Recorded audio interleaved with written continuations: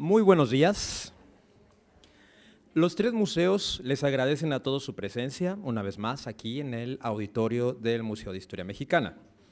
Antes de iniciar, les pedimos de la manera más atenta que pongan o apaguen sus teléfonos celulares o que al menos los pongan en modo de vibrador para evitar cualquier interrupción. En esta ocasión, nos complace dar inicio al curso Renacimiento Europeo, Historia, Arte y Política, a cargo del maestro Raúl Godínez Ramos. En este programa de 10 sesiones podremos conocer los cambios intelectuales, económicos, políticos y artísticos que surgieron en respuesta a la crisis de la Edad Media provocada por la Gran Peste de 1347 y la caída de Constantinopla en 1453 y que constituyeron la base de la modernidad y del mundo actual. Me voy a permitir leerles una breve semblanza del maestro Raúl Godínez Ramos. Es originario de la ciudad de Tijuana, Baja California. Inició su colaboración en el año de 1999 en el Departamento de Relaciones Internacionales del Instituto Tecnológico y de Estudios Superiores de Monterrey, institución en la cual sigue participando en el desarrollo de programas académicos y de extensión. Ha colaborado de manera constante con la Universidad de Monterrey y el Centro de Estudios Internacionales, la Thunderbird University y la Southwest Virginia Higher Education Center. Ha colaborado con diferentes publicaciones y medios como Radio Palabra, Frecuencia Tech, El Periódico El Norte y revistas electrónicas como Ariel, por mencionar solo algunas. También ha participado como asesor especialista en negocios y finanzas en diferentes empresas como Grupo Cartus y Sendant Intercultural. De igual forma, ha sido asesor académico para el Consulado de los Estados Unidos en Monterrey en temas relacionados a los derechos humanos. Se ha desempeñado como componente y conferencista en el Museo de Arte Contemporáneo y durante 2 años estuvo a cargo de la coordinación de los eventos culturales de la Feria Internacional del Libro. El currículum del maestro es bastante extenso, tiene bastantes aportaciones en el ámbito social, cultural, político, finanzas e internacional, pero esta pues es una breve semblanza de lo que él ha hecho. Entonces, pues sin más preámbulo, recibamos con un afectuoso aplauso al maestro Raúl Godínez.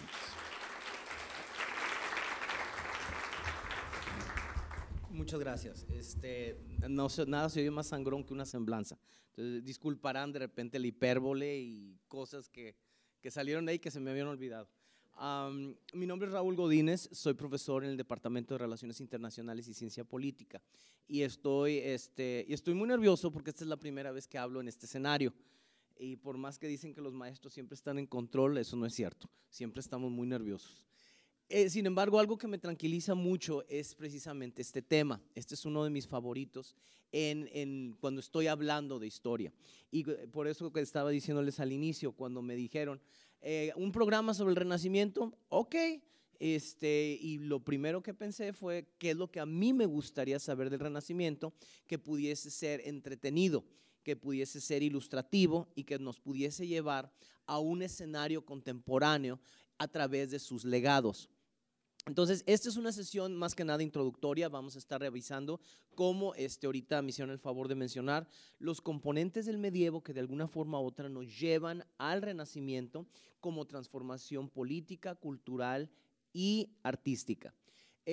Voy a estar intercalando varias figuras y varias imágenes de lo que es legados del Renacimiento, desde Miguel Ángel hasta Rafael Sanzio, y algo de Da Vinci, pero nada más como adorno, como ahorita estaba diciéndoles, de repente en la mañana se me pareció que estaba un poquito seco y dije, bueno, ponemos imágenes.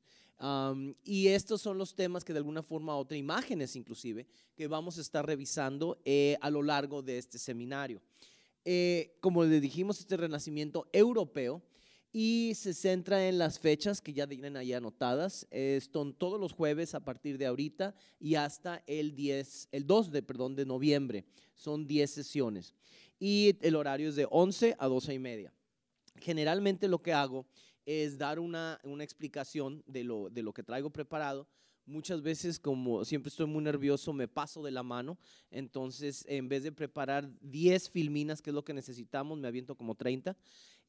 Pero ahí está más o menos la información. Como les dije al inicio, si es que alguien quiere este PowerPoint, le sirve de alguna manera, yo con todo gusto lo comparto. Les cité, tengo 3 maestros a los que les dedico precisamente este seminario. Uno que acaba de fallecer es Fidel Chávez, que fue mi jefe y mi maestro y mi amigo. Y otro, Pedro Treviño Moreno, que también participó mucho en estos foros. Y el otro fue Ricardo Treviño, que la lección que recuerdo de él muy contundentemente y que ahorita dije fue que una vez que sale de tu boca ya deja de ser tuyo. Entonces, este PowerPoint deja de ser mío. Úsenlo como gusten. Hay un cuaderno azul ahí circulando. Si alguien tiene un correo electrónico, yo con todo gusto, cuando me lo mande a mí mismo, les mando una copia a ustedes y ya lo pueden tener. ¿Qué es lo que tenemos que ver? En el día de hoy vamos a estar buscando explorar qué es lo que estaba ocurriendo en Europa, muy contundentemente porque es 1 hora, y los últimos minutos que los dejo, digamos de 12 a 12:30, para preguntas y respuestas. Sin embargo, si alguien tiene algún comentario o algo que aportar o alguna duda u observación, con todo gusto yo la puedo atender en medio de la presentación. Vamos a estar discutiendo cómo el Renacimiento llega a afectar a lo largo de esta sesión, cómo llega a afectar el desarrollo de la vida en Europa. Y yo con todas mis clases siempre he sido muy eurocéntrico, por lo tanto siento que todo lo que se fue componente de transformación cultural y política en Europa llega hacia nosotros como un legado colonial, y es un legado que incluso hasta la fecha vivimos.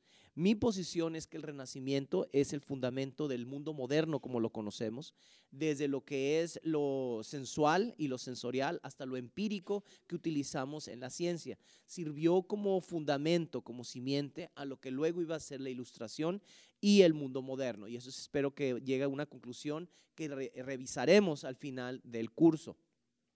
Vamos a estar viendo cómo estaban ciertos eventos cronológicamente ordenados de tal manera que fueron un legado y una reacción lo que ocurre en el Renacimiento florentino. Vamos a estar viendo, y la primera que tenemos aquí, una pregunta: ¿qué es Renacimiento? Y lo abro al escenario rápidamente. Para ustedes, ¿qué significa el Renacimiento? 1 o 2 personas. Sí, renacer, muy bien, pero específicamente el Renacimiento florentino, lo que seguramente ya conocen de alguna forma u otra, ¿qué les dice a ustedes? ¿O qué imagen les evoca cuando dicen Renacimiento, Florencia? ¿Qué imagen o qué referentes les transmite? Los valores clásicos, que eran básicamente un humanismo, fueron honestos, y esa sería una pregunta muy interesante, honestos en el sentido de que realmente eran valores que había en la antigüedad, o fue un replanteamiento, interpretación que hicieron en el siglo XV y XVI sobre cómo imaginaban el pasado, porque estamos viendo que muchas veces tenían una interpretación de lo que decían, como les decían, los antiguos, cuando realmente dentro de su propio contexto los antiguos no tenían la menor idea de lo que hubiera estado hablando un florentino renacentista. Pero es algo muy interesante que ver, como dijeron en un inicio, que estamos hablando de un renacer, una recuperación de la fuerza, la energía, todo aquello que de alguna forma u otra había pasado de vigencia y que empieza otra vez a retomarse en otro contexto, en otro tiempo, en otro periodo. Hay 3 renacimientos, de hecho. Una de las cosas que me llama la atención es de que en la historia, cuando generalmente se enseña, dicen el Renacimiento y uno automáticamente asume el siglo XV, siglo XVI, Miguel Ángel, Da Vinci, Florencia, Roma, pero en pocas ocasiones nos damos cuenta que en el análisis que puede ser uno del medievo, hubo por lo menos 2 renacimientos que llevaron adelante a lo que eran los movimientos culturales del medievo. El primero y el más importante fue el Renacimiento carolingio. El Renacimiento carolingio se lleva a cabo hacia finales del siglo VIII y durante el siglo IX, y fue cuando Carlomagno lleva a un nuevo escenario lo que va a ser el arte, la arquitectura, la educación y la aproximación de lo que es los conocimientos de la época, y se convierte en un faro de civilización en Europa. Ese es el primer renacimiento y con su hijo Ludovico Pío se perpetúa todavía esta búsqueda de desarrollo intelectual, artístico. Otro que vemos es el renacimiento gótico. El renacimiento gótico que nos lleva a un replanteamiento arquitectónico primero que nada, luego educativo, y vimos trivium, quadrivium, todo lo que son las distintas maneras de cómo el medievo realmente no es, como lo pinta la leyenda negra, un periodo de oscurantismo y donde nada ocurría. De hecho, un muy querido amigo, Fernando Musquiz, fue el que cuando estaba trabajando precisamente con Fidel Chávez, le dije, es que no me interesa el Renacimiento, el medievo no me llama la atención. Dijo, de veras estás bien tarugo, porque el medievo es la base del Renacimiento y sobre todo que fue lo que le dio motor a todo lo que ocurre. Y dijo, y además no tienes idea de todo lo que estaba ocurriendo. Y te pones a analizarlo, y es cierto, desde la caída del Imperio Romano en el año 470 y tantos, hasta lo que es 1450, que es donde empieza el Renacimiento oficialmente, en esos casi 1000 años ocurren muchísimas cosas.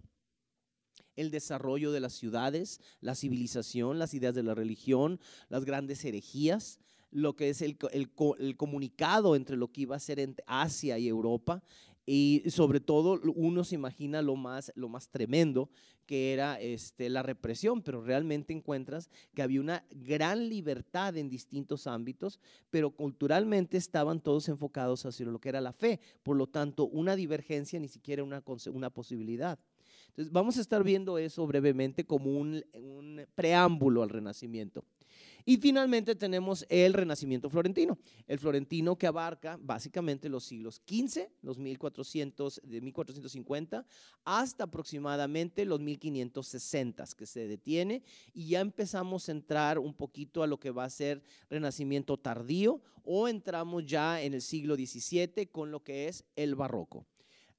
Sí encontramos continuamente distintas referencias artísticas, pero aquí vamos a estar viendo las bases del Renacimiento y ver cómo es que va surgiendo. ¿Qué tenemos, por ejemplo? Que les muestro de imagen y por favor les molesto con la luz para poder ver las imágenes mejor. Que quiten la luz, sí, por favor. La de acá, perfecto, para que puedan ver con más nitidez las imágenes. Gracias. Que estamos viendo, por ejemplo, que les planteo del primer Renacimiento, el carolingio, estamos viendo que uno de los legados más patentes no nada más son en reliquias que sobreviven, sino también en la arquitectura. Aquí estamos viendo la Catedral Palatina en la ciudad de Aachen, que en castellano Aquisgrán. Pero sí estamos viendo distintos elementos que por lo menos para mí significan referentes y sobre todo influencias de otro tipo. ¿Alguien se acuerda? No sé si esta cosa tenga láser o no. ¿Sí tiene? Ah, perfecto. ¿Qué les recuerdan estos arcos? Arte árabe, sobre todo el arte en las mezquitas en Córdoba, exactamente. Y estamos viendo cómo también este tipo de diseño también nos recuerda a los edificios bizantinos. Aquí estamos viendo una influencia muy importante hacia finales del siglo VIII en arquitectura, y esto es la catedral que más es representativa porque es la catedral de la capital de Carlomagno. Cómo está tomando distintos elementos y construyendo algo genuinamente único. Aquí se ve muy grande, pero la verdad está muy chiquita. ¿Qué es lo que vemos en el segundo Renacimiento, que era el Renacimiento gótico? De ser una arquitectura o una estética de este estilo, con estas propuestas, con estas dimensiones, pasamos a esto. Esto es Sainte-Chapelle en París. Aquí estamos hablando, y para las dimensiones, aquí podemos ver, aquí están las cabezas de los seres humanos aquí abajito. Son dimensiones donde había nuevas propuestas culturales, nuevas propuestas teológicas e incluso son nuevas propuestas estéticas. El segundo Renacimiento empieza a tomar lo que es la luz y la idea de Dios como una inspiración, que también pasa a ser algo bizantino y oriental en su momento. Aquí vemos lo que es el tercer Renacimiento. Esto es Santa María de Fiore. Estamos hablando de la capital del Renacimiento, por decirlo así, en la cuna del Renacimiento, la Catedral de Florencia, en donde se inaugura el Renacimiento precisamente con la presencia del trabajo de Brunelleschi en lo que es este domo, el Domo de Florencia. Y estamos viendo cómo estas son propuestas que podemos, decimos, únicas y paradas exclusivamente por sí solas, sin el contexto histórico, no podemos entender qué tanto esto fue un avance, qué tanto se desarrolló y qué tanto esto era una nueva propuesta. ¿Qué es lo que vemos, por ejemplo, en este domo que nos puede llevar a los valores renacentistas? Contrastado con, con la luz y con la solemnidad, lo geométrico. ¿Qué tiene esto que los demás no tienen? Las figuras humanas. Y sobre todo, figuras humanas muy bien ataviadas. No, de hecho la mayoría están desnudos. Y es la celebración no nada más de un valor que es el cuerpo humano, sino también de la focalización de estudiar la naturaleza, no en el ataviaje de la religión, sino con lo que es la franca desnudez, porque es lo más honesto que puede haber en representación pictórica. Claro, hoy podemos argumentar Photoshop y todo lo que quieran, pero en ese momento era lo más honesto y un planteamiento que ya no tenía todos los filtros religiosos respecto a la identidad, a la presencia del hombre. Ya no existe esa sacralidad, o es una sacralidad abordada con otro enfoque, de otra manera. Eso lo tenemos, si queremos verlo, otra dimensión del Renacimiento, porque no es nada más lo estético, estamos viendo también en términos de ingeniería. Hay una, y exactamente, ahí están los diseños que tienen, estos de cruz, muy nuevos para lo que son la nave y el cuerpo de la catedral. Son nuevos diseños que dices, bueno, el domo, sí, aquí está, sí, pero esta figura que vemos acá es parte de un legado de acá. Y vemos esa conexión donde decimos, el Renacimiento, por más que quieran plantearlo como algo único, algo que se para por sí solo, no puede evitar conectar estos legados y estas aportaciones de periodos pasados. Perdón, ¿dudas o comentarios? ¿Vamos bien? Señora. El trono de Carlomagno, sí, pero sí, ahí está, pero por desgracia, ahí sí nos meteríamos a buscarlo más en Google. Se lo traigo, aquí está, ¿lo pudo ver? A ver. Ahí está. Aquí abajo. Sí. Ah, muy bien, muchas gracias. Yo creí que íbamos a una imagen más compleja, pero no, ahí está. No alcanzo a distinguirlo bien.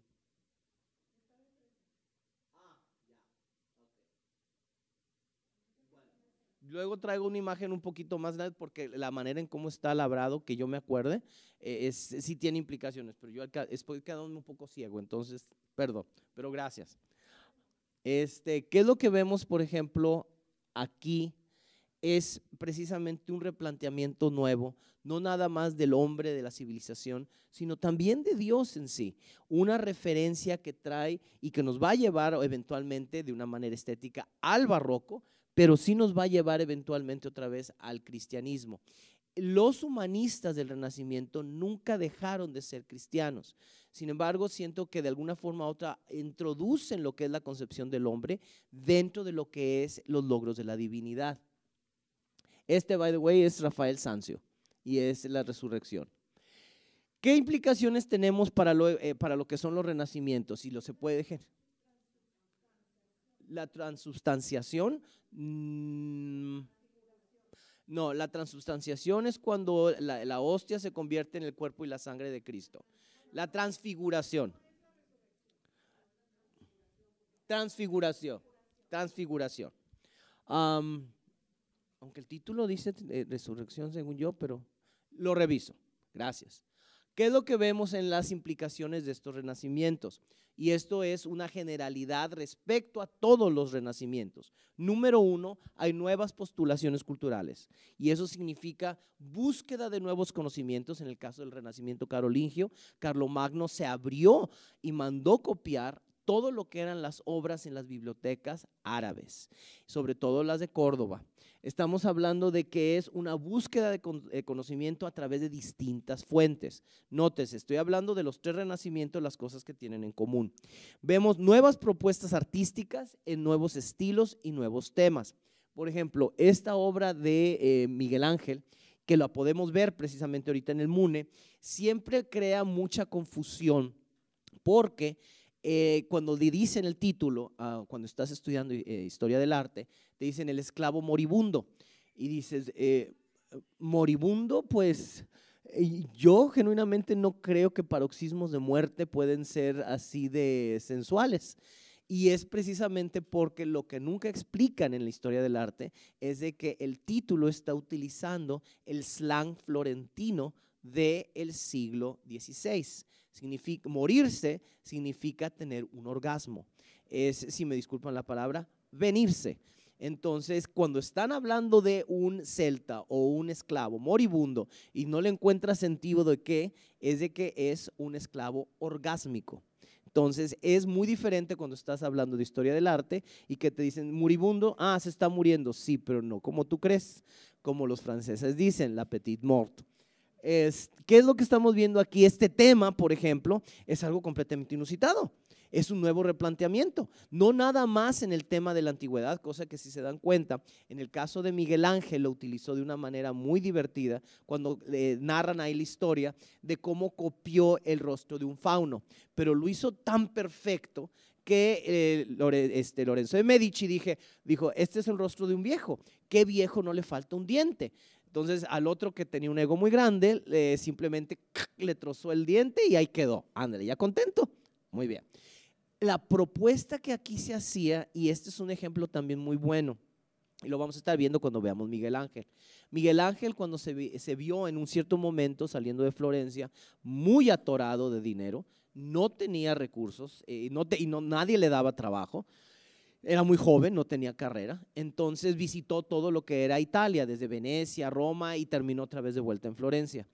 Lo chistoso es de que en su desesperación decide hacerse falsificador y labra una figura que es un cupido reclinado, tratando de hacerlo pasar como una antigüedad, venderla y poder sacar, creo que eran 200 ducados. Lo chistoso de eso es de que él hizo algo nuevo que marca esta idea de nuevas propuestas y estilos. El cupido, como lo tenían en la tradición romana, era un niño, un bebé, un niño alado, y en una pose muy tradicional de lo que eran distintas actitudes que tienen las figuras. Hubo otro que, aquí es el punto que Miguel Ángel trajo como problema y con lo que lo torcieron, el cardenal Riario, porque se le ocurrió no hacerlo como niño, sino hacerlo como un preadolescente. Es decir, en vez de un niño, un puti, un niño pequeño, lo hace como si fuera un muchacho de 12, 13 años. Y la pose que utiliza es de cierto movimiento, porque hay cartas y documentos que lo describen, pero la obra se perdió. Lo describen en movimiento y una pose de tanta vitalidad que es donde, utilizando un tema del pasado, hace un nuevo replanteamiento. Y como les digo, eso es lo interesante de los renacimientos. Toman cosas del pasado y lo utilizan y los modifican a su propia manera. Estos 2 ejemplos se me hacen maravillosos. Los dibujan a su manera o crean propuestas completamente nuevas. Otro que vemos, el giro de la educación. Vemos que la propagación de ideas y estructuras sociales empieza a cambiar. Cuando estamos hablando de lo que es el Renacimiento, vemos de que en las escuelas fundadas por Carlomagno en el primer Renacimiento, ahora pasamos a otro nuevo modelo que se tiene el trivium, quadrivium en el segundo Renacimiento. En el tercero se cambian los temas para poder abordar también ciertos estudios de la antigüedad, los clásicos que luego culminan como base de estudio en el siglo XIX. Pero bueno, es la propagación de ideas y estructuras sociales y de nuevo vemos nuevas escuelas o talleres. Miguel Ángel nunca se educó en una escuela, se educó en talleres artesanales en los cuales va desarrollando ciertas habilidades y ciertos estilos propios. Y muy importante, tomar el pasado y replantearlo. Eso es muy importante porque, como les decía, es como ellos en toda su imaginación tenían esa visión de cómo era el pasado, que muchas veces era una, una invención muy romántica. Y vemos que eso hace un nuevo planteamiento para justificar sus nuevas tendencias culturales. ¿Qué es lo que vemos en generalidades del periodo? Y podemos ya empezar en tema. El periodo se distingue de que se toma o se enraiza muy enfáticamente en lo que es Florencia, pero también podemos ver muchas instancias del Renacimiento fuera de Florencia. ¿Por qué Florencia fue importante? Número uno, porque fue la que florece precisamente después de lo que iba a ser la peste negra, cuando su rival, Siena, la ciudad de Siena, está completamente removida del escenario, precisamente devastado económica y poblacionalmente, y vemos que es donde Florencia toma ventaja. Tiene también la ventaja, uno de los elementos muy importantes del Renacimiento, los mecenas que financiaban a los artistas, que proponían nuevas temáticas y que mantenían los egos bastante controlados. Vemos que una de las cosas que no se mencionan del Renacimiento son las rivalidades tan infantiles que podían surgir. Siendo maestro en el tecnológico, eso no me sorprende, como que es un patrón que todavía subsiste. Los egos tienden a ser algo bastante presente aún hoy en día, pero cuando estamos hablando de genios verdaderos como Leonardo da Vinci, Rafael Sanzio, Brunelleschi, Miguel Ángel, estamos viendo que aquí eran rivalidades a muerte. De hecho, luego vamos a estar cuando veamos a Da Vinci, la disputa que hubo entre lo que era la batalla de Cassina y la batalla de Anghiari, que se presentan para ver quién era el más fregón de todos, o Miguel Ángel o Da Vinci. Y luego vemos a ver quién gana. Les presento las dos imágenes. Pero Florencia es básicamente la cuna del Renacimiento por digamos, el volumen de trabajo y el número de artistas que estuvieron trabajando en la ciudad. Desde Ghiberti, las puertas del baptisterio, Brunelleschi, lo que es el domo de Santa María di Fiori, estamos viendo todo lo que es el Palacio Pitti, la biblioteca mediciana, todo lo que es las contribuciones de Miguel Ángel y de distintos artistas menores que vamos a estar revisando. Pero Florencia es el corazón porque fue un momento coyuntural en términos históricos. Ahora, una cosa muy importante, que es uno de mis temas favoritos, lo que motivó lo que es el Renacimiento. Aquí vemos que yo listé dos muy importantes, la Gran Peste de 1347 y la caída de Constantinopla. ¿Por qué? Porque cuando estamos hablando de lo que es la Gran Peste, vemos que lo que es el antiguo orden es cuestionado, todo el medievo se desmorona, el nivel poblacional también se derrumba, lo vamos a estar viendo, y eso cambia la dinámica entre lo que va a ser plebeyos y élite. ¿Y eso qué tiene que ver? Pues abre la puerta precisamente a los grandes mecenas como los Medici, o como los Borgia en su momento, que también le estaban haciendo la corte a las figuras de poder, que no producen precisamente artistas, pero producen estereotipos, equivocación mía, arquetipos políticos, como Cesare Borgia. Vamos a estar viendo sobre todo, bueno, aquí vemos que los cambios intelectuales, económicos y políticos que son la base de la modernidad, lo estamos viendo ahorita. ¿Qué es lo que tenemos aquí? Avances tecnológicos y el humanismo. No es la idea de Dios, es la idea del hombre. El universo respecto al hombre, lo que yo veo a través de lo que va a ser empirismo, a través de lo que es la observación. De hecho, lo podemos ver en uno de los primeros instancias del Renacimiento del norte de Europa, con Durero, que habla precisamente de hacer estudios de no nada más lo que va a ser la naturaleza, sino del cuerpo humano, cosa que era ilegal, by the way. ¿Qué es lo que vemos también muy importante? La sensualidad sensorial. Aquello que es bello empieza a tomar mucha importancia, y lo que es bello es lo que podemos sentir, ver, y sobre todo lo que implica movimiento. Una de las cosas más maravillosas de la labor de Miguel Ángel, y que también lo podemos ver en el David, que aquí lo podemos ver en el Mune, es de que da una sensación de estar en pleno momento, en un instante de genuinamente voltear a verte. Es esa sensación lo que estaban tratando de comunicar, un sentido de vida, un sentido de sensualidad, porque es bello. Hay placer en poder ver estas figuras y estas expresiones artísticas. Y un sistema económico mundial como lo conocemos hoy en día. Los banqueros plebeyos como los Medici, que luego se convierten en grandes duques de Toscana, pasan a ser los más importantes en financiar lo que iban a ser sistemas monárquicos que eventualmente iban a desaparecer. Pero los bancos permanecen. Vemos, y como todos ya sabemos, uno de sus legados más importantes fue el humanismo, es decir, desplazar a Dios para poder entender al hombre. Y aquí vemos, por ejemplo, cómo la belleza y la sensualidad se presenta en todas sus obras, no nada más en cuestiones muy tradicionales del arte, donde dicen no nada más lo simétrico, lo armónico, aquello que puede ser placentero, que son cánones estéticos muy griegos. Aquí los vemos como un replanteamiento, ya no va a ser frangélico, ya no van a ser Giotto, frangélico, Giotto todavía es borderline. Pero es un nuevo movimiento y sensualidad en las imágenes. Hay una seducción. Este es Sandro Botticelli. Esto es la Catedral de Santa Maria di Fiori y sobre todo la Torre de Giotto. Y vemos cómo las ideas también pasan a ser un componente muy importante. Perdón, ¿voy muy rápido o vamos bien? Señora. El nacimiento de Venus. Nacimiento de Venus. Y es la única obra que le confieso, cuando la vi me solté llorando. La primera vez que la vi me solté llorando. Y es algo que nunca me había ocurrido y nadie me había advertido, que la gente chilla en los museos de repente. Entonces sí, yo ya esa es la que me hizo llorar a mí. En ideas interesantes del humanismo lo vemos precisamente en este hombre que escribe un tratado sobre la dignidad del hombre en 1486. Giovanni Pico della Mirandola escribe lo que se llama una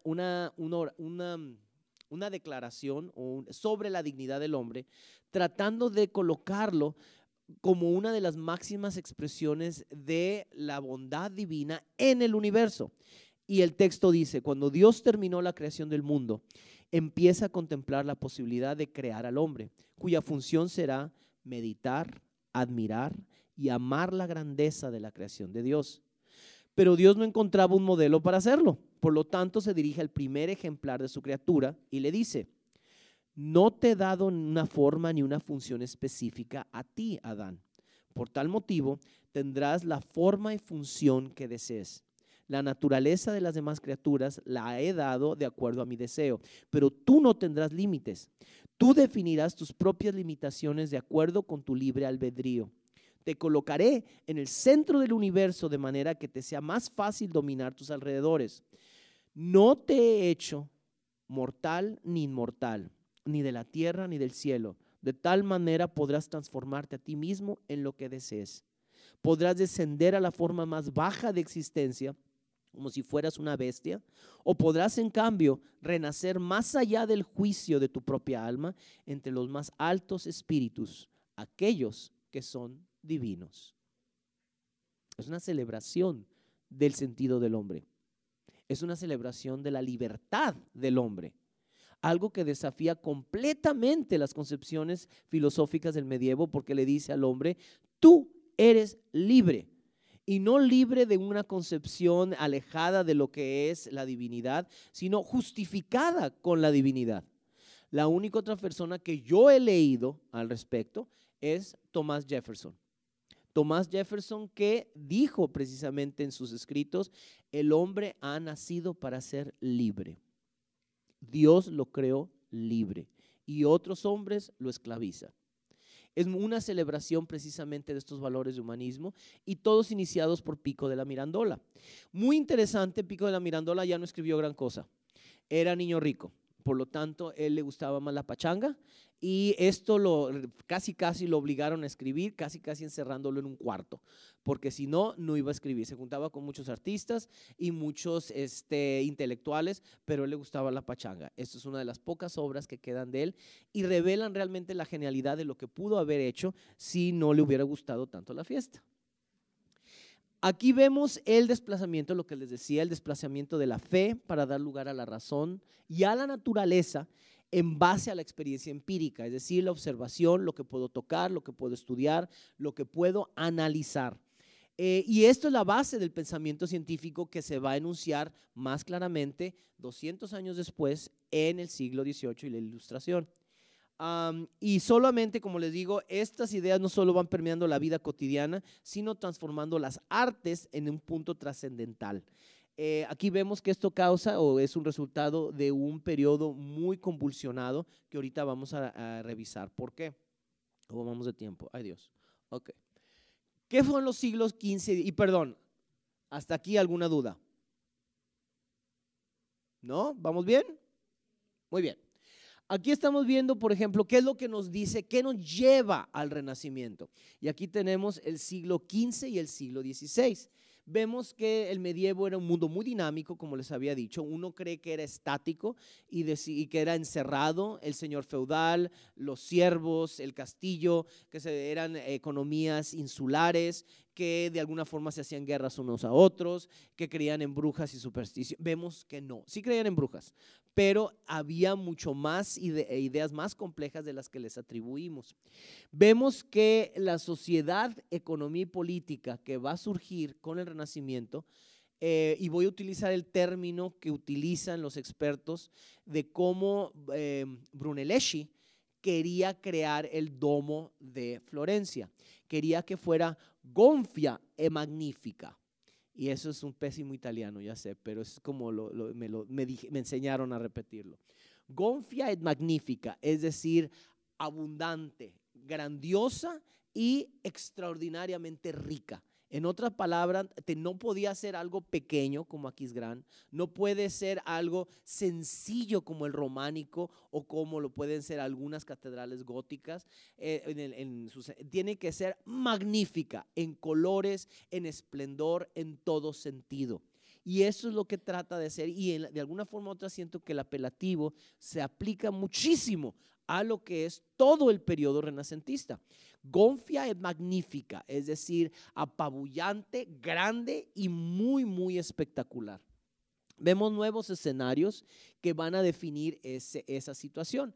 Los más notorios para este periodo son la estructura de lo que son la ciudad y los talleres. Uno asume que de nuevo el medievo es todos castillos feudales, y no, estamos viendo que al contrario, las ciudades empiezan a tomar fuerza por las redes de comercio que van a empezar a surgir, que incluye las ciudades que están en el norte con la Liga Hanseática o las que están en el sur a través de la Ruta de la Seda, que ahorita las vamos a ver.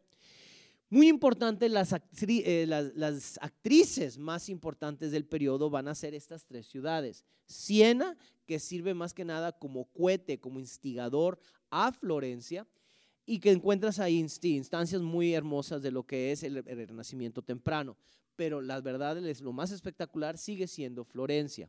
Y vemos que la que sigue es Roma.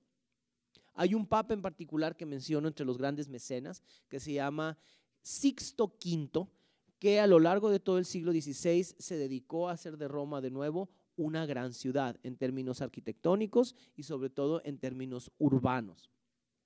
Y en términos de nuevos actores vemos los hombres de negocios, los mercaderes y banqueros, que son plebeyos, que por lo tanto tienen la libertad de acumular y perseguir de una manera muy abierta y sin ningún tipo de escrúpulo el dinero.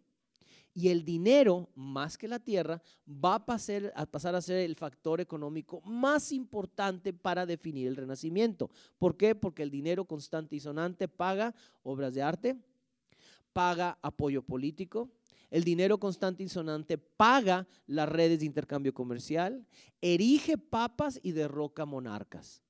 El dinero levanta ejércitos o derrumba imperios. Y lo vamos a ver. ¿Qué es lo que sigue aquí? Estos son los momentos históricos fundamentales que les digo que definen el inicio del Renacimiento.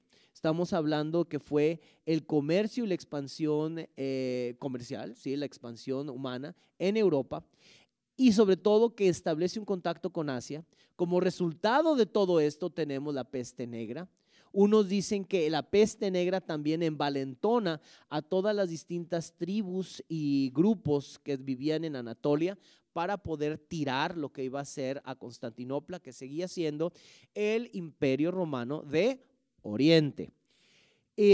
Después, para la difusión de conocimiento y de desafío, porque no es lo que me dice el padre, no es lo que me dicen o cómo me cuentan, es lo que alguien puede leer, obviamente, alguien que puede pagarlo, los libros que transmiten y recopian lo que iban a ser las grandes obras de la antigüedad que estaban resguardadas en las bibliotecas de príncipes y papas. Aquí vemos que ahora plebeyos que tengan dinero pueden pagar este tipo de obra. De hecho, una obra escrita, la prensa de Gutenberg liberaliza lo que va a ser el conocimiento e instiga muchísimo las transformaciones que vamos a ver en este periodo para difundir ideas. Vemos que los mecenas emergentes que buscaban legitimidad popular y política, sobre todo papas, príncipes que estaban tratando de dirigir ciudades, vemos que son los que necesitan este tipo de esplendor, gonfio y magnífico para poder erigirse como gente creíble. Vemos finalmente lo más importante, desarrollo urbano. Si no tenemos ciudad, no tenemos civilización. El término civilización, de hecho, viene del término civitas, que significa en latín ciudad. Por lo tanto, en el campo, con las vacas y la pureza de la naturaleza, no tenemos civilización, tendremos cultura, mas no civilización como la define el humanismo del siglo XVI. Y aquí tenemos los ejemplos que les digo. Vamos a analizar cada uno de estos, no con mucho detalle, porque nada más nos quedan unos 20 minutos y luego ya preguntas. Vemos que empezamos a ver lo que es la expansión comercial. De nuevo, como les decía, el medievo es algo aislado, no se comunican, no tienen intercambio. Pues no, aquí vemos cómo todas las redes que acarrean bienes y mercancía, incluso seres humanos, desde lo que va a ser Asia, la India y China a través de la ruta de la seda. Aquí vemos que empieza a distribuirse. ¿Y qué tipo de productos se intercambiaban? Esto es aproximadamente en el siglo XII, siglo XIII, antes de la Gran Peste. Vemos que tenemos madera, grano, cobre, tenemos también lana, tenemos plomo, tenemos distintos elementos que nos llevan a una economía bastante más desarrollada. Uno ya no vive con la cazuelita hecha de barro o con las cucharas de madera. Aquí ya vemos unas sociedades urbanas principalmente que requieren un nuevo nivel de sofisticación en su existencia. También, ya sé, porque tengo alumnos que también les doy clases a ciencia política y los de ciencia política pueden ser un poquito medio radicales. Entonces dicen, sí, para todos los cerdos burgueses que podían pagarlo, de acuerdo, pero había gente, ya eso es una diferencia de cómo vivía la gran mayoría de la población. Aquí vemos que esta es una ruta y muy interesante también, una extensión de esto que vemos aquí, que es la distribución de distintos y canales de distribución de distintos materiales, sobre todo lo que va a ser azúcar, seda y especias, que las que venían más que nada de la India. Vemos que esto va a ser uno muy importante porque también desarrolla a través del comercio los centros urbanos del norte de Europa. Vemos que la Liga Hanseática para 1358, a pesar de haber vivido la Gran Peste, vivían un número grandísimo, un volumen muy grande de intercambio de bienes, de personas que los lleva a la Gran Peste, como ahorita lo vamos a ver. Este es un factor muy interesante que es el que introduce la idea de Asia, la idea de China a lo que va a ser Europa. Perdón, adelante. ¿Sí? Muchos de ellos ya tenían una moneda en curso, podían ser monedas de oro, podían ser monedas de plata y generalmente eran respaldadas por gobiernos locales. Y sí, era un gran riesgo estar viajando en estas rutas porque había saltacaminos a todo rato. Pero sí, ya había moneda corriente a partir del siglo, bueno, desde los romanos hay moneda y luego le van robando a través, por eso empiezan a hacer las monedas cantadas o que tienen canto, pero sí, las monedas siempre existen desde los romanos, bueno, desde antes, pero oficialmente romanos. Marco Polo, y que todo mundo aquí en algún momento de su infancia, y quien no lo haya hecho, por favor, póngase a hacerlo. Leer el libro de las maravillas de Marco Polo nos va a llevar precisamente a ver cómo dentro de una concepción y mentalidad europea de lo que es el medievo, aparece un hombre para visualizar lo que es China, lo que es Oriente, lo que es la India, lo que son civilizaciones que, yo lo acabo de descubrir, lo tengo que confesar, estoy dando un curso donde periféricamente vemos China, entonces yo descubrí algo que no sabía. Las civilizaciones chinas tienen una antigüedad de casi 2100 años antes de Cristo. Yo pensaba que todo había surgido alrededor del 200, 300 antes de Cristo. No, existe muchísimo. Y es algo que es un área que, como les digo, siempre me había centrado en Europa, ahorita ya toca el agua para China, y es fascinante. Y vemos cómo la complejidad de civilizaciones que predominaban eran realmente superiores a las que tenían en Europa, sobre todo las que ocurren a lo largo de lo que es el primer milenio, es decir, como entre el 200 y el 800 de nuestra era, se adquiere un nivel de desarrollo que Europa simplemente no tenía. Y tenemos aquí que este viajero veneciano relata y da a conocer qué es lo que ocurre al otro lado de Asia, lo que instiga, porque muchos no lo creen, otros sí, instiga mucho a viajar, a explorar, a conocer. Muchos dicen que incluso Cristóbal Colón poseía a su lado el libro de las maravillas de Marco Polo como un referente de Cathay. Entonces estamos viendo que por más que lo veamos como ficción de niños, en su momento sirvió como una especie de plano, un blueprint para lo que va a ser la exploración del mundo y la época de exploración, que va a ser también un factor importante del Renacimiento. Aquí vemos el viaje de Marco Polo desde Venecia, y esto fue las rutas que la obra dice que siguió. Contrastámoslo con lo que es la ruta de la seda. La ruta de la seda que empieza, aquí, en esta región donde se va produciendo la seda, va a distribuirse a lo largo de estos territorios a través de tierra, a través de intercambio de materiales, a través de caravanas y también a través de barcos, que era mucho más tortuoso y mucho más difícil y más peligroso. Aquí vemos más o menos cómo se puede ver hoy en día con distintos elementos. Esta gráfica me encantó porque puedes ver lo que son los distintos productos, desde té, azúcar y cerámica, hasta seda y algodón. Vemos textiles, vemos aceite, vemos lo que va a ser especias, muy importante. ¿Por qué eran las especias importantes? Un historiador dice que no precisamente, porque las personas que podían pagar carne, cuando no necesariamente tenían que preocuparse si se podría, porque podían comprar más carne. Pero muy importante, les doy una pista porque lo veo en mis clases de México. Si todavía tienen abuelitas o bisabuelas con vida y se sienten mal o tienen una jaqueca, ¿les da una aspirina o qué les da? Les da un té, exactamente. Si tienen tos, ¿les da un jarabe de Benavides o les da un té de gordolobo? Exactamente. Vemos que las especias eran la medicina del pasado. Es por eso que cuando se busca ese acceso a Asia, es precisamente una reacción a lo que ocurre con la peste negra. No tenemos medicina. Esta no es, ya empiezan a verlo no como una maldición, sino como una enfermedad que pudo haberse resuelto si es que se tuviese medicamento. Es por eso que a partir de lo que es el siglo XV, siglo XVI, viene la carrera de exploración para no nada más rutas, como dicen, rutas comerciales, los portugueses, los españoles, los ingleses, los franceses. ¿Pero por qué? ¿Qué los motivaba? La motivación era la búsqueda de medicina. Uno puede vivir con comida bastante desabrida, pero no puede vivir si estás enfermo sin medicina. ¿Qué es lo que vemos de la peste negra? Que es uno de mis favoritos.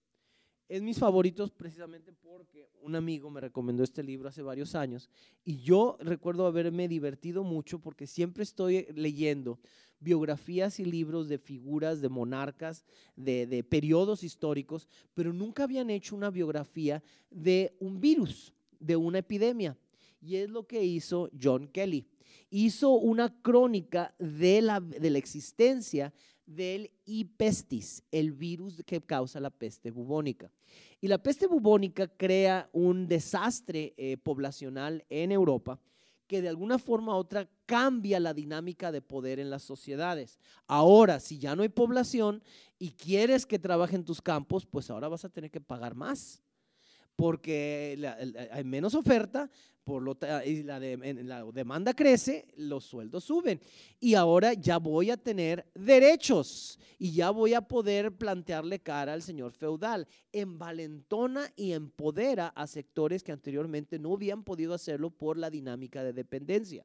La peste negra, cuando elimina en algunos lugares hasta el 90% de la población, 90% de la población, vemos que cambia completamente el escenario del continente, sobre todo ese crecimiento que había tenido hasta ese momento. ¿Qué tenemos de la peste negra? Y esta es una de las imágenes que me encantan porque es una visión apocalíptica de gente tratando de huir y de alguna forma u otra integrando lo que eran las escenas cotidianas con los desastres y la muerte que les rodean aquí, el temor y el pánico, todo provocado por este animalito. Y eso que mi caricatura favorita es Ratatouille, aquí vemos que esto fue la causante de todo. Y lo que ahorita estaba batallando en encontrar, porque lo que hizo John Kelly se me hizo maravilloso, fue un trabajo de investigación que los lleva al paciente cero de esta epidemia. Y yo recordaba que era los 1320, pero no estaba seguro y ya corroboré, fue en 1339. Para 1347 ya cruzó desde Mongolia, al norte de China, hasta lo que iba a ser hoy en día España. Ya había cubierto todo el escenario y que plantando una devastación que, como dijo Giovanni Boccaccio, si no han leído el Decamerón, les recomiendo el Decamerón, también habla de la peste negra, les marcó, donde dijo, puedes estar comiendo en la tarde con tus amigos, pero cenando con tus ancestros. Así de rápida y fulminante puede ser. Y este es el piojito o la pulguita que transmite el E. pestis. Esta fue la devastación que sufrió Europa.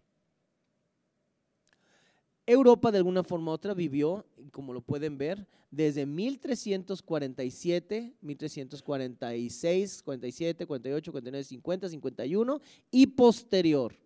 Estas áreas son posteriores. ¿Qué tienen en común estas áreas de infección muy temprana? Como podemos ver incluso en el 47 y 48, todo lo que es Italia, que si los comparamos con lo que va a ser las redes comerciales que existían, estamos hablando de los puertos de comercio, aquellos donde llegaban los productos, las personas, los barcos infectados, las caravanas con casi los caballos muertos cargando cadáveres, que llega a traer todo esto. Mucha gente empezó hace unos años a hablar de cómo la influenza podía haber sido un resultado precisamente de ese intercambio comercial y humano que vivimos tan intensamente. Pues sí, en cierta forma sí. Un virus que puede emerger en punto A se transmite al punto B de una manera rápida si es que hay intercambio de bienes, productos, animales y personas. Aquí vemos cómo entra a través de lo que es CAFA, lo que es dentro del Mar Negro, y viene desde Asia Central plantando una devastación que, como les digo, aquí estamos hablando de porcentajes arriba del 90%. Hay regiones donde dicen los viajeros no encontraban a nadie vivo. La caída de Constantinopla fue otro factor. Muchos dicen que fue instigado precisamente por la peste negra, 1347, hasta lo que es la caída de Constantinopla, 1453, casi un siglo después. Y vemos que fue lo que alimentó la falta de población a querer extenderse o deseos de expansión por parte de estas tribus nomádicas en Anatolia y en Medio Oriente, y que el Imperio Otomano se convierte en el factor más importante más adelante para que todos los académicos, todos los escritores, todos los artistas pudieran huir del otomano y por lo tanto escapar a lo que es el resto de Europa. ¿Y a dónde se van? Se van a los puertos donde se les podía recibir. El más importante de todo, donde encuentras mecenas, es en Italia. Esta es una diáspora académica intelectual que lo alimenta. Gutenberg, finalmente, es el que transmite los libros. Transmite los libros y empieza a ver una copia. Y muy importante, para 1470-80, los libros se habían abaratado hasta en 60%, valían 40% del precio original, por la sobreabundancia de oferta. Empezaron a venderse libros literalmente como pan caliente. Y es que vemos cómo estos son los tratados que más adelante les van a servir a todos los escritores, a todos los artistas, a todos los artesanos que construyen el Renacimiento. Pues bien, justo a tiempo, vemos los mecenas. Aquí tenemos a los más importantes, en mi opinión. No sé si lo reconozcan. Este es Cosme de Medici, el fundador de la Casa de Medici. Este es sobre la tumba de Juliano o Lorenzo, y vemos sobre todo que los Medici van a pasar a ser los mecenas más notorios. Hay otros, de la Rovere, Rialdo, Riario. Y todos los distintas élites de Italia que van a ser mecenas muy notorios a lo largo de la creación de Miguel Ángel, incluso el rey de Francia, lo que era Francisco I con Da Vinci. Pero vemos los más importantes también que dejan legados para nuestras visitas en los museos, que son dos papas. Aquí tenemos el Papa Guerrero, Julio II, y tenemos el Papa urbanista, Sixto V. Vemos también cómo el desarrollo urbano va a ser lo más importante. Vemos cómo este legado, incluso lo pueden ver ahorita en Mune, en la creación de este domo de Miguel Ángel, va a ser una cosa emblemática que incluso muchos de nosotros no sabemos que existe, y que lo tenemos presentes cada vez que abrimos una postal o una imagen del Vaticano. Miguel Ángel es el que crea este domo precisamente como un legado a la Santa Madre Iglesia. Y eso es todo. Muchas gracias.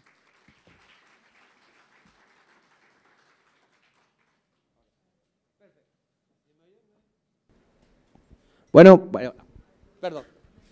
Ok, preguntas que tengan, comentarios, observaciones. Le di lo más carrereado posible para poder alcanzar esto.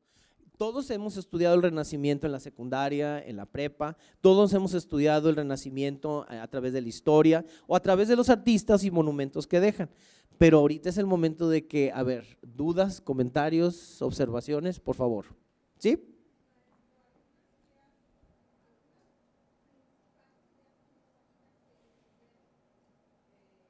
Que influyeron para el Renacimiento. Muchos hablan de lo que es los legados de los griegos, sobre todo el replanteamiento aristotélico, aunque Aristóteles se utiliza mucho en el segundo Renacimiento, en el Renacimiento gótico, para poder crear el sistema educativo de trivium, quadrivium. Los filósofos griegos empiezan a ser muy importantes y se empiezan a explorar, sobre todo porque las copias de sus tratados pues, son mucho más accesibles. Otro muy importante que no lo menciono aquí, pero que es fundamental porque es un desafío muy grande, es Lutero. Martín Lutero y la Reforma va a cambiar completamente el escenario intelectual. Aquí estamos hablando de alguien que desafía lo que son las ideas prevalentes de la Iglesia. Pero, perdón. Sí.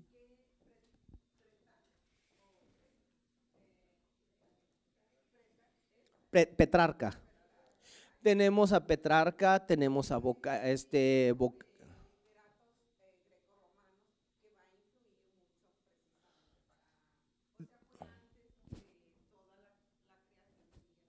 Sí, de hecho, una de las cosas que surge en el medievo son precisamente las ideas de lo que iba a ser el mundo plebeyo, el mundo común, no el mundo escrito en latín, sino escrito o descrito en la lengua vulgata.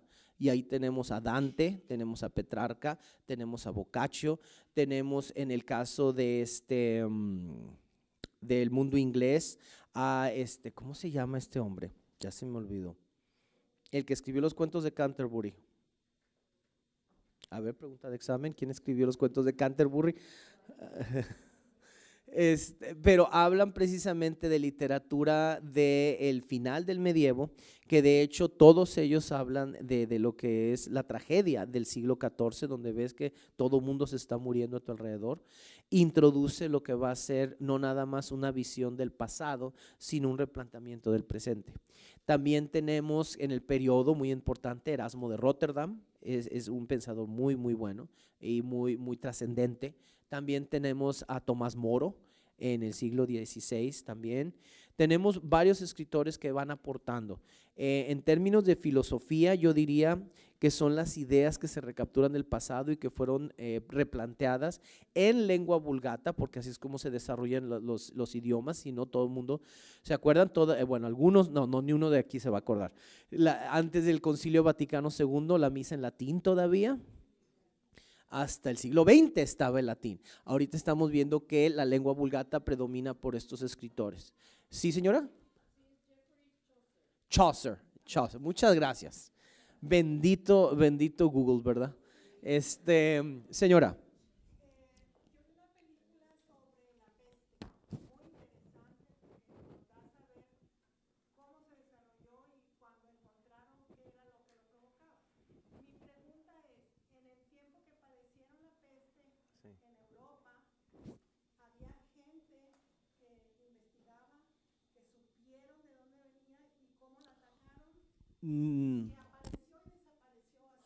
Hay varios tratados que hablan sobre la historia de la peste, porque hay varias etapas donde existe la peste. Nunca se puede clasificar si era la peste negra o no. Los síntomas de la peste negra son bastante notorios. Empiezan con irritación y un sarpullido en forma circular, y luego los ganglios se te empiezan a anegar de sangre, que se empieza a coagular. De hecho, te estás pudriendo en vida, por eso es que es peste, porque apestas. Y empiezan a hacerte bolsas de sangre coagulada en las ingles, en las coyunturas, en el cuello, y son realmente imágenes. Si quieren, si son igual de mórbidos que yo, lo van a googlear entonces, porque la peste negra, por más que se le haya encontrado una resolución o un medicamento para eliminarlo, curarla, todavía existe. Es el virus de la peste negra. Sí se investigaba, por ejemplo, hay una historia, un tratado sobre la epidemia que golpea a Bizancio bajo el emperador Justiniano. Existe otra, lo que es en Medio Oriente, que venían distintas enfermedades, pero nunca con los síntomas o virulencia de lo que se vio en la peste negra. En Europa sí tenían investigadores y tenían gente que estaba tratando de descubrir. Dicen, no lo he leído, pero dicen que Nostradamus, como era médico, más que profeta, era médico, que hizo un tratado precisamente de cómo podías resolver lo del virus si es que podías crear resistencia. De hecho, él había sacado la receta de lo que son los coditos de rosales, que eran molidos y decían, es por el perfume. No, los coditos de rosales se descubre que tienen una alta concentración de vitamina C. Entonces dicen que muchas veces eran remedios caseros y la resistencia natural que muchas veces como seres humanos podemos tener o desarrollar. Pero en su momento creían que era algo mágico, creían que era algo sobrenatural e incluso que era un castigo divino. Un castigo divino porque a lo largo de lo que había sido el siglo XIII, principios del XIV, justo antes de lo que era la Gran Peste en 1347, vemos que surgen muchas herejías y surgen muchos desafíos, desde los cátaros, los albaginenses, todos los que van a ser las distintas herejías del mundo cristiano, surgen. Hay un libro que ya siempre lo confieso porque es mi mea culpa, se lo robé a Fernando. Y ya se lo dije, entonces ya me perdonó. Pero era un libro que hablaba de Michelet, que hablaba sobre la bruja. Y habla de cómo en este periodo en particular las brujas eran un elemento que la gente creía y que el demonio vuela en las noches y se lleva almas y se lleva a nuestros hijos y todo eso. Y por eso toda mujer que vivía solo se le condenaba o se le sospechaba de bruja. La Inquisición empieza precisamente en los 1200 y empieza a perseguir este tipo de cosas, y vemos que el libro, John Kelly dice, muchos expertos dicen que llegó el virus a través de la rata, sí, pero porque también habían bajado la población de gatos. se elimina en el ecosistema a los gatos y que muchas especies de gatos de repente se empezaron a escasear porque los empiezan a quemar. Como todos sabemos, los gatos son criaturas del demonio. Y no, no es cierto, me gustan mucho los gatos. Pero eso eliminó una barrera del ecosistema y que muchos dicen, esto fue un factor muy contribuyente. Investigaciones serias al respecto no. Surge hasta lo que es el siglo XIX.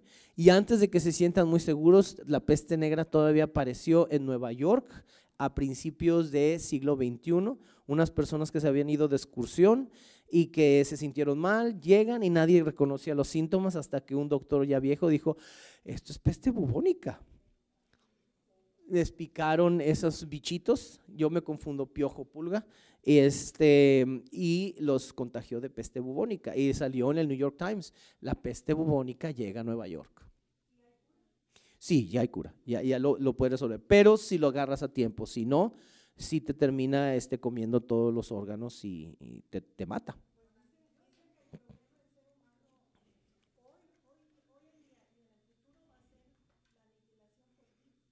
Dicen que lo bacteriológico es bastante serio, sí es cierto.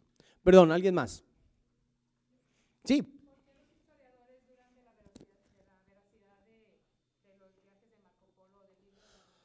Dicen que porque uno era italiano y los italianos se inventan. Ese es prejuicio, no es cierto. Dicen que no le dan crédito porque son cosas que muchas veces él describe, que dicen esto no es la vida de un hombre, sino es un compendio de la experiencia de varios hombres, que muy probablemente él haya escuchado historias de otros viajeros y de lo que habían visto. Ellos dudan muchísimo por la simple razón de que, honestamente, ¿dónde está? Lo regresamos, querido Marco Polo. Este tipo de viaje en el siglo XIII, sobrevivir un viaje con todas esas amenazas, con esas peripecias, dices, es que está muy difícil de creer, nada más de pensar en cómo la navegación era tan arriesgada, que por lo menos 4 de cada 10 barcos naufragaban. Las posibilidades están muy bajas. Y como él lo describe, sobre todo, empiezan a especular de que era inconcebible que una civilización como esta existiera. Ahí también entran los prejuicios, del europeo, que el europeo sí tenía un cierto grado de etnocentrismo. Ellos se creían, precisamente por ser cristianos, que eran el centro del universo. Por lo tanto, una civilización mucho más avanzada que ellos, dicen, eso es de leyenda, eso es de mito, no es posible, es un invento. Y es lo que existe desde un principio. También sabemos que a través de la guerra, a través del conflicto, muchos de los legados de la civilización china empiezan a derrumbarse alrededor de lo que es el periodo posterior al Ming, el Manchú, el Yuan, que es a partir de los 1600 y feria, y que es la última dinastía que abarca hasta 1911. Hay mucha guerra y mucha destrucción y ya no existen registros de lo que hubo o no hubo. Y la guerra cultural de Mao termina eliminando casi todos los últimos archivos. Entonces vemos que realmente no podemos saber, lo único que podemos describir del periodo de Kublai Khan es lo que nos dice Marco Polo y algunas evidencias que todavía se pueden encontrar desperdigadas por todo Asia. Pero por eso se duda de Marco Polo, de que es inverosímil que pueda haber un hombre en una sola vida haber viajado a pie, en camello, en caballo, en barco, estas rutas. Es inconcebible que lo haya sobrevivido, sobre todo. Es por eso que creo que existe ese prejuicio. ¿Alguien más? Sí, señora. La de Netflix. Yo nada más vi la primera temporada.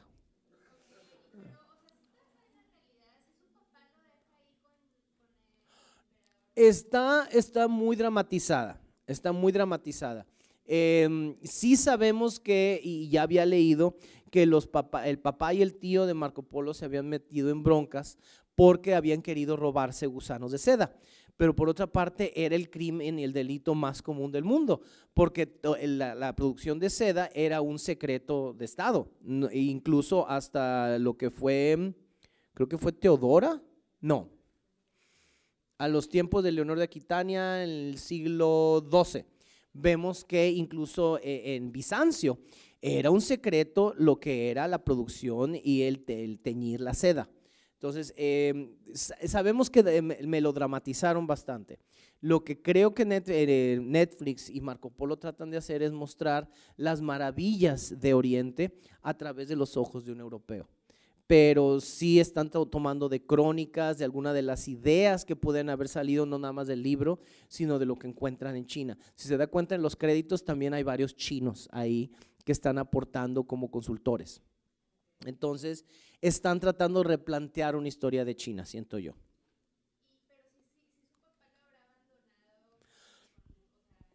Un niño europeo cristiano en una corte china, si los mismos chinos de la familia imperial no sobrevivían a un niño cristiano, se me hace un poquito raro. Porque sí, si se acuerdan de la emperatriz Sisi, la última emperatriz china, que la acusa no nada más de envenenar a su hijo, sino también a nietos y sobrinos, y dice, la tradición habla de que en la ciudad prohibida, en la cultura china, se envenena a diestra y siniestra aparentemente, o por lo menos es el prejuicio. Entonces se me hace muy raro que un niño solo o un adolescente solo en una corte china, solo, sin ningún tipo de apoyo, haya sobrevivido. Dudo mucho que lo hayan abandonado, pero sí narra mucho de estar integrado a distintas caravanas controladas por su padre más que nada, ¿sí? Pero si gustan puedo darle una releída, ahí tengo el libro de las maravillas y puedo darle otra checada. ¿Quién más? Ahorita es cuando. Uy, aquí entre los libreros, los que ponen los libros como si fueran macetas. Uno nuevo, me imagino en La Ventana, Fondo de Cultura Económica. Gandhi sería lo más probable. Encontrar muy buenas ediciones ahí. Pero a mí me gustan más los libros viejos. Señora. Bueno, entonces eso sí, pues ya, ese se nos acabó tiempo. Si alguien quiere, como les digo, yo encantado de compartir estos PowerPoint. Si alguien quiere que se lo esté enviando el mismo momento que me lo envió a mí, hay un cuadernito azul circulando por ahí. Si alguien se apunta, ¿quién lo tiene? Ándele, no se lo vuelen, está bonito el azul, pero no está tan padre. Ya está roto, se rompió el cierre. No, es bastante notorio un azul. ¿Allá lo tienen? Yo lo compré a través de Amazon. Ese sí yo no sé. Se llama The Great Mortality. Y lo vemos aquí si gustan. No, sorry. Ahí está. Y es que les digo porque incluso ahí pueden ver, ese es el corredor en mi escritorio. Pero sí, ahí se puede conseguir en Amazon y muy barato de hecho. Entonces se perdió el cuaderno azul.